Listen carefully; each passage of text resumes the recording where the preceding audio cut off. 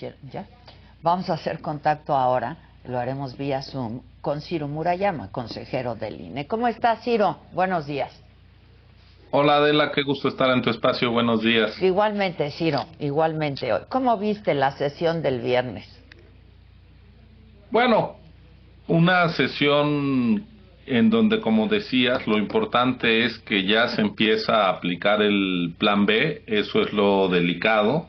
Eh, Constituimos un comité de 7 consejeros y consejeras que son quienes se van a quedar después del 3 de abril integrando el Consejo General. Hay 4 de nosotros que cumplimos los 9 años del periodo constitucional por el que fuimos designados y en buena hora ya concluye, ha sido un periodo largo y en buena hora porque se está cumpliendo con el plazo que la Constitución marca y no nos fuimos antes como quisieron muchos desde el poder.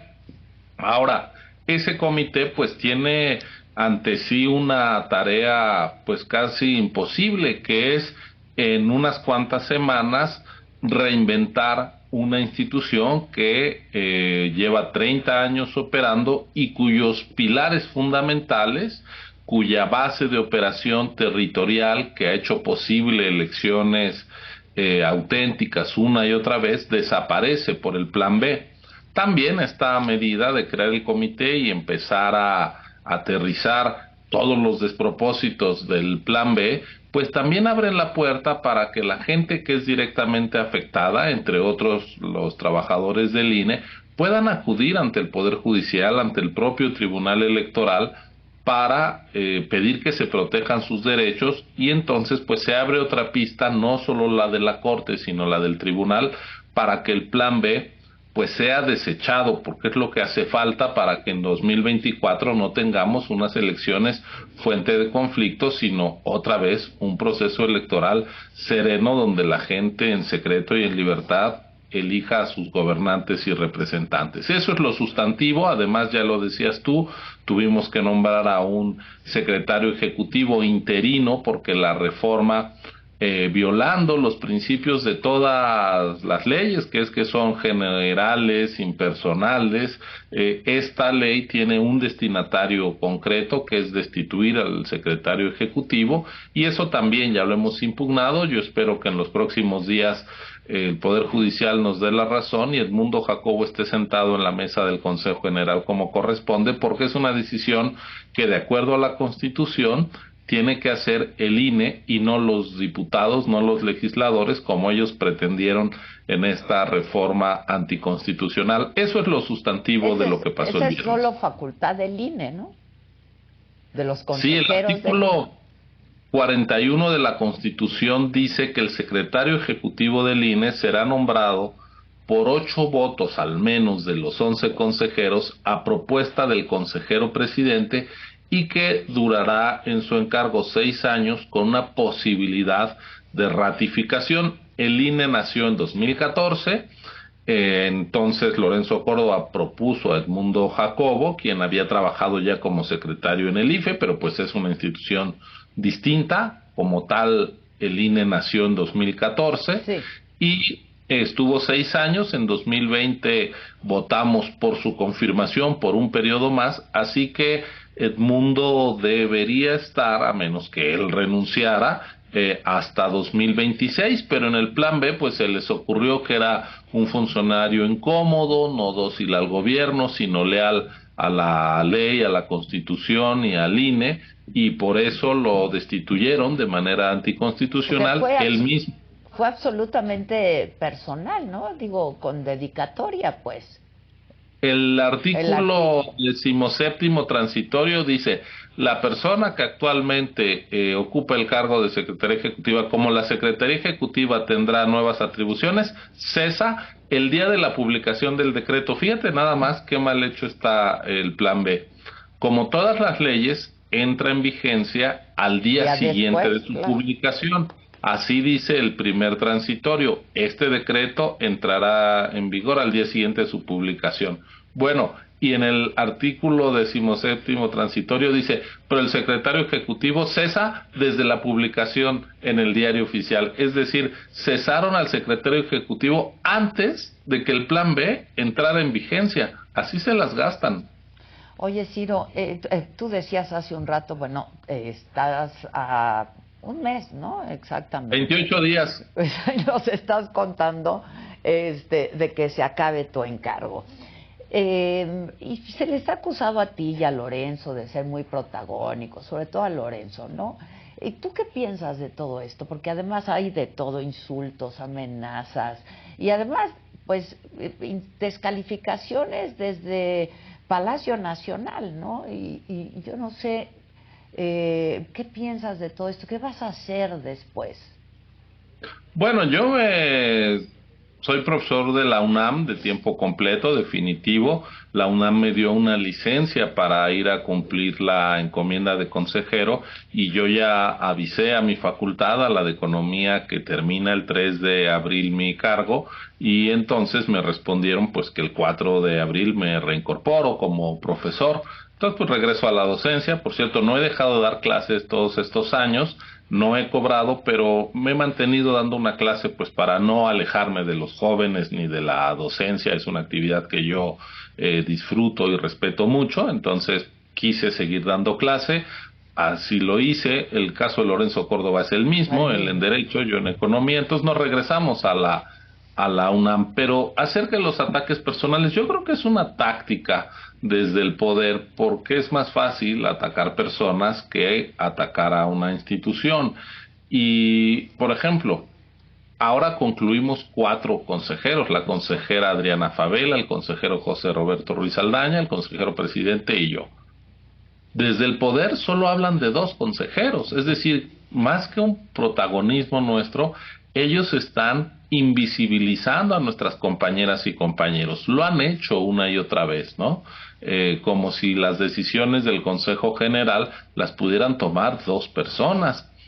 Todas las decisiones pues son por mayoría, muchas de ellas por unanimidad, y ellos pues se han centrado en el ataque hacia 2 personas. Si el problema fuéramos 2 personas, pues asunto resuelto, porque terminamos el 3 de abril y el 4 de abril ya no habría problema. Claro, sí. Pero es falso. La animadversión del actual gobierno es contra un instituto autónomo, porque lo que están destruyendo no es a nosotros, que ya nos vamos y ya concluimos nuestro encargo. Están destruyendo la estructura que hace posibles las elecciones limpias. Están destruyendo al árbitro profesional y están queriendo regresar a los años 80, donde desde el gobierno se podía manipular una elección. Para muestra un botón, ya pretenden que parte del padrón pueda ser manipulado por el gobierno. Todos los votantes desde el exterior, que ya son más de 1.300.000 mexicanos que tienen su credencial para votar y que viven fuera de nuestras fronteras, y hay pues 12 millones de mexicanos que potencialmente se podrían volver electores si se inscriben. Bueno, pues ¿qué dice el plan B? Que ahora la Secretaría de Relaciones Exteriores validará, es el término que usa la ley, validará la lista de votantes desde el exterior. Caray, pues es regresar a los años 80, cuando desde Gobernación se manipulaba el padrón. En una elección cerrada, si tú manipulas el listado de 1.300.000 electores o más, pues comprometes la credibilidad de la elección. Eso es lo que están pretendiendo con este plan B, que nosotros confiamos, porque está tan mal hecho, porque atenta directamente contra lo que establece la Constitución, pues va a ser revertido. Confiamos por el Poder Judicial, en particular. Confían en la Corte, pues, tú Así personalmente, Ciro. Pues sí, yo creo que en los estados constitucionales modernos hay división de poderes. El papel de los tribunales supremos es ser el último garante del orden constitucional, y en México estamos a punto de perder uno de los pilares fundamentales de nuestra convivencia, que es las elecciones libres y auténticas, como dice la Constitución.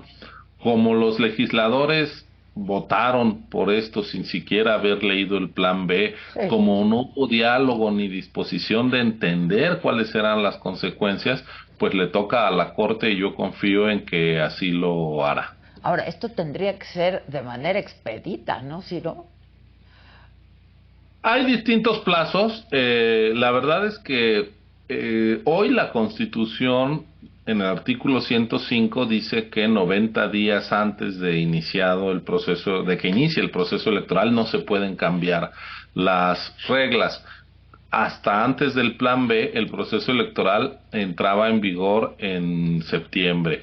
90 días antes es inicio de junio. La Corte no tiene un plazo, pero lo puede invalidar en cualquier momento. De hecho, el plan B, pues apenas se publicó el jueves pasado, el viernes entró en vigencia, Ajá. el viernes ya se publicó, se presentó una acción de inconstitucionalidad por uno de los partidos políticos nacionales.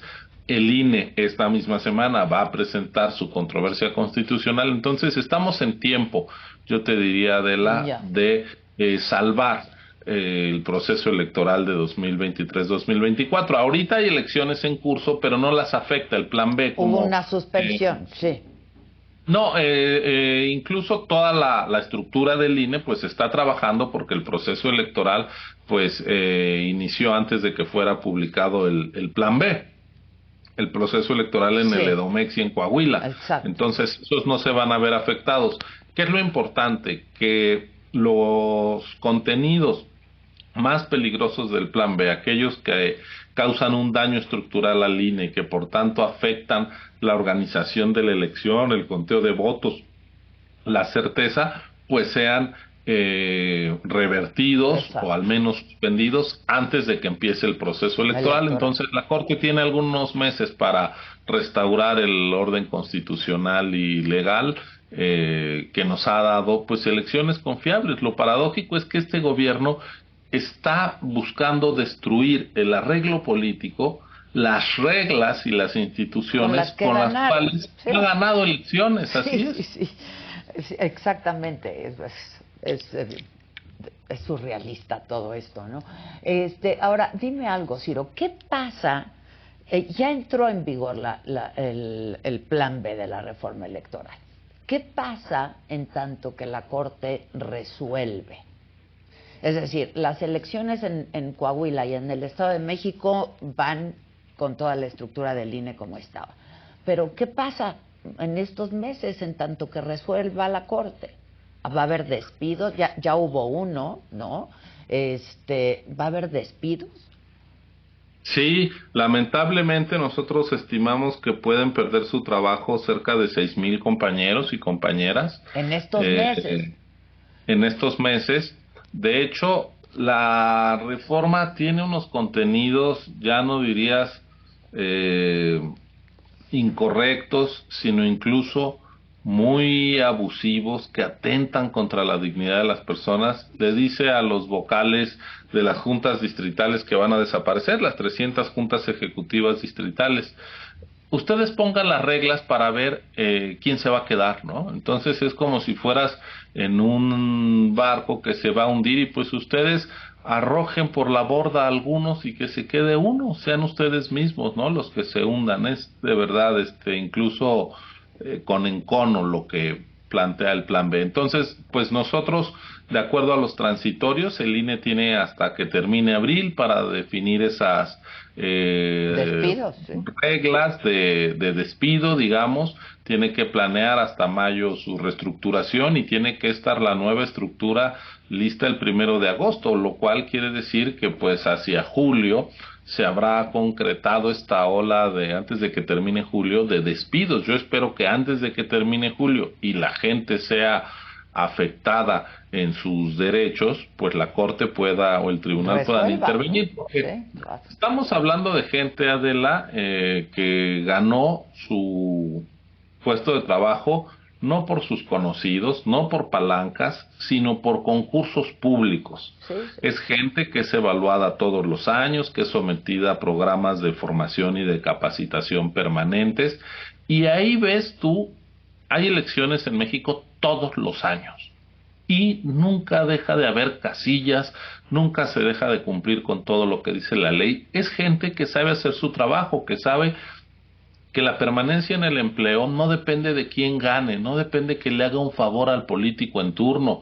Saben que ni siquiera trabajan para los consejeros electorales, no, ellos trabajan para una institución y van a trascender a los consejeros electorales y van a trascender los resultados de las votaciones. Ellos lo que tienen que hacer es garantizar el debido ejercicio de los derechos políticos electorales de la gente. Bueno, eso lo hacen una y otra vez en un país donde tantas cosas no funcionan, donde hay tantas zonas del territorio sin presencia del Estado, incluso en las áreas más difíciles, ahí están las casillas del INE, porque está nuestra estructura permanente trabajando, credencializando, actualizando la cartografía electoral, haciendo recorridos para saber dónde son las escuelas, los kioscos, las plazas donde hay que instalar las casillas.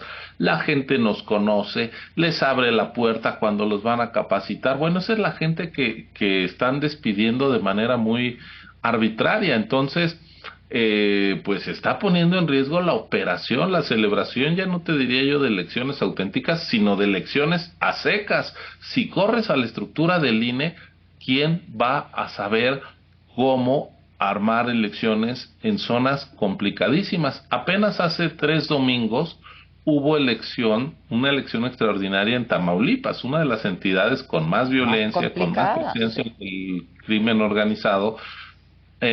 Uno de los senadores resultó electo gobernador y el suplente murió en un accidente de coche. Entonces hubo que hacer una elección para que Tamaulipas tuviera sus senadores ante la Cámara Alta. Bueno, pues hicimos esa elección, nos planteamos instalar 4,777 casillas. ¿Y qué pasó el domingo 19 de febrero? Que hubo en Tamaulipas 4,777 casillas instaladas. A esa gente que consiguió eso en Tamaulipas la están despidiendo sin más, sin ninguna evaluación, sin ninguna justificación, simplemente por un capricho gubernamental. Eso es lo que es muy abusivo y pues como ya empezamos a aterrizar estas órdenes tan sin sentido, pero que tenemos que cumplir, pues ya ahí empieza a haber actos de autoridad que también pueden ser sujetos de demandas, de denuncias, de recursos jurídicos ante los tribunales para que digan, oye, no, pues usted es un trabajador que ha cumplido con todas sus obligaciones y esto es arbitrario. Si a ellos les dan suspensiones, pues entonces el INE tendría que parar. Pero justamente esa es la actuación que le corresponde a los tribunales, mandarnos parar cosas que nosotros estamos haciendo contra nuestra voluntad, déjame decirlo así, pero cumpliendo la ley, porque en el INE no somos de que no me vengan con que la ley es la ley o solo cumplimos la que nos gusta. Aunque nos disguste por el principio de legalidad, nosotros tenemos que cumplir con la ley. Pero eso no quiere decir que nuestros trabajadores o que los ciudadanos en general estén indefensos ante leyes abusivas. Y cuando hay leyes abusivas, quien puede parar esos atropellos, pues es el Poder Judicial. Por eso yo decía, pues tendría que ser ya, porque entre tanto están un poco en el limbo, ¿no? Habría que liquidarlos y luego en todo caso, si hay una suspensión, recontratarlos o cómo sería. Sí, yo espero que se dé antes de que empiecen los despidos. Te digo, esto tendría que ser hasta antes del 1 de agosto, entonces pues ya hay tiempo para que se pueda evitar un daño mayor. Si esto se frena, y yo creo que sería la mejor noticia para nuestra democracia, es que nos vayamos a las elecciones del año que entra con reglas e instituciones conocidas por todos, probadas una y otra vez, y que nos han dado elecciones genuinas de a de veras. ¿Para qué cambiar lo que funciona bien? ¿Para qué destruir lo que está en pie? La verdad es que nos podemos ir a una crisis política tan grave como innecesaria. Lo paradójico de este momento es que el ataque a la democracia mexicana no viene de un grupo externo que esté llamando a un boicot electoral, no viene de grupos radicales que estén contra las elecciones, es desde la cabeza del Estado mexicano, desde donde se urdió este plan que puede generarnos una crisis desconocida, porque si no se instalan todas las casillas y se destruyen las capacidades del INE, pues puede incluso haber riesgo de nulidad de elecciones, y entonces pues eso nos manda al vacío, a una situación caótica. Sí, sí. Incluso sería acabar el gobierno, este sexenio, pues con un problema político que contrasta con la legitimidad, legalidad y, digamos, plena normalidad con la que se dio el proceso de 2018. Este gobierno llegó sin ninguna acusación de irregularidades, todo mundo reconoció el triunfo, el INE esa misma noche de la elección salió a decir, así está el conteo rápido, esta es la enorme diferencia de votos, todo mundo nos quedamos tranquilos, fue una noche, digamos, ejemplarmente democrática. Y ¿qué es lo que puede pasar? Pues que el gobierno genere una crisis. Ya ahorita estamos hablando de problemas y no ha iniciado el proceso electoral, están sembrando una crisis preelectoral que puede ser también postelectoral. Entonces, pues la actuación de la Corte incluso puede ayudar a proteger al gobierno mismo de sus instintos autoritarios para que este gobierno no acabe en una situación de crisis. Fíjate lo paradójico. Sí. Y todo esto pasa mientras que hay que elegir a 4 nuevos consejeros, ¿no? Y al nuevo consejero presidente del INE. Consejera presidenta va a ser ahora, por primera vez, así lo determinó el tribunal. Yo espero que ocurra lo que la Constitución prevé en primera instancia, que es que los árbitros electorales, en este caso las 4 personas que nos lleguen a sustituir, pues gocen de la confianza, del respaldo de todas las fuerzas políticas como gente con trayectoria que permite anticipar que va a desempeñar un papel de imparcialidad, de legalidad, de objetividad, de independencia, de autonomía.